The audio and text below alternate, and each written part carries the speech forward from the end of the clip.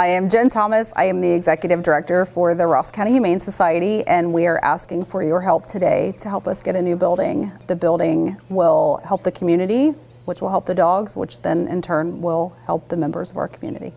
We've done really good with the building that we have, and we're very thankful for that building, but we are at a point right now in our juncture that we need a new building in order to progress past what we have overcome. So in order for us to help more dogs in a better way and help the community in a better way and to house the dogs in a humane and ethical way, we need to make changes with the building. And the building has definitely served us well for the last 20 some years, but it has reached the end of its life cycle. If we don't get a new building, we are going to start regressing back just because of things being broken and just the environment that the staff and the dogs are in based on the condition of the current building. Tens of thousands of dogs have come through this building in the last 30 years. In this last 7 years since I've been here, we've taken in over 8,000 dogs. Every healthy, adoptable dog is adopted. Even some of the dogs that are not healthy, if we are able to make them healthy, we will, but we have not euthanized a dog to make space for 8 years, 9 years maybe. So every healthy, adoptable dog is leaving this building, adopted or with a rescue or with another organization. I think when the building was built, it was built more as a pound, which I hate the word pound, and I know that that was just the terminology that they use. Like, we're providing a service now that maybe they wanted to provide back then or didn't have the means or the education, or even just the standards were not the same. You know, dogs would come in, they would be held, and then they would be either redeemed, adopted, or disposed of, and they were housing 2 and 3 dogs in one kennel. You know, they didn't have very good disease control, which we struggle with that now with the current state of the building. We're much more educated now on, you know, what's the best thing to do for dogs, and I think that they did the best that they had when they had it at that time. The society has been around for over 100 years. You know how many things have changed in 100 years?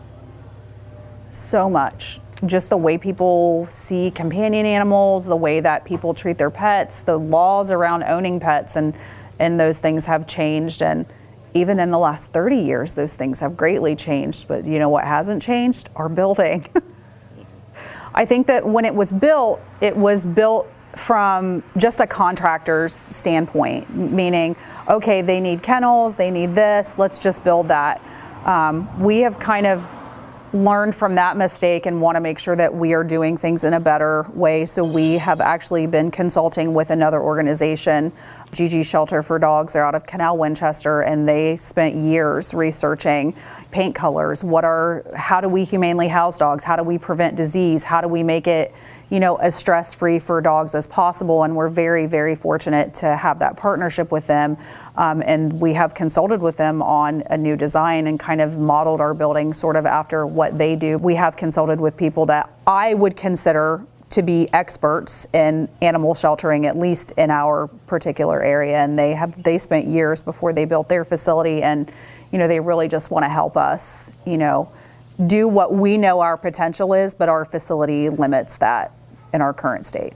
We don't have enough space for the office staff, which I know is really probably the lowest priority. Our highest priority is always going to be the dogs, but we're sitting on top of each other inside of this building. The new building will have that. Our new building will have isolation areas so that we'll be able to separate sick dogs from healthy dogs. We never know what's going to come in until it walks in the door, and that might be a dog that's sick and we won't know. We get a lot of puppies from our community, so we will have a maternity area. We get a lot of moms with puppies. I wish that we didn't, but unfortunately we do. So that will be a need that we'll be able to serve the dog wardens. The county will have about 5 times as much space as they currently have. They're in a 10 by 10 office right now, and they'll have an area to bring their trucks in. They'll have an area to have 2 desks. They will have more space to efficiently do their job. A separate entrance from us as well, a veterinary hospital inside of it that will be initially used for shelter dogs, for just routine medical care. We also will have a surgery suite, which we do not have now. Eventually, we would like to be able to offer spay neuters at low cost to the public,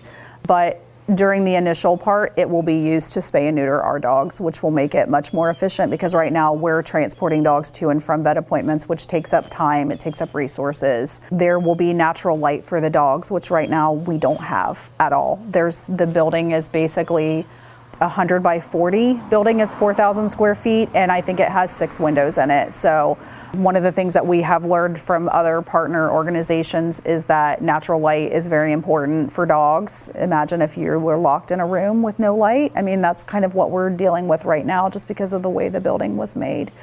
Adoption space inside. Right now, we don't have anywhere where you can meet a dog if you want to adopt it because we currently have dogs in it. A dedicated intake area, which again goes back to disease control, which is a big part of this.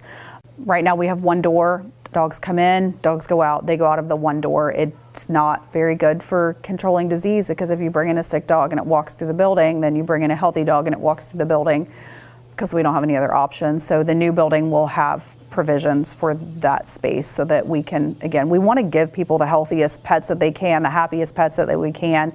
And while we do a great job with what we have, a new building would just open up a whole lot of other possibilities for the dogs and for the community. We're basically the start to a new life for somebody that maybe hasn't had the best life to begin with for whatever reason. So we're definitely not the end. We're the beginning for a lot of dogs.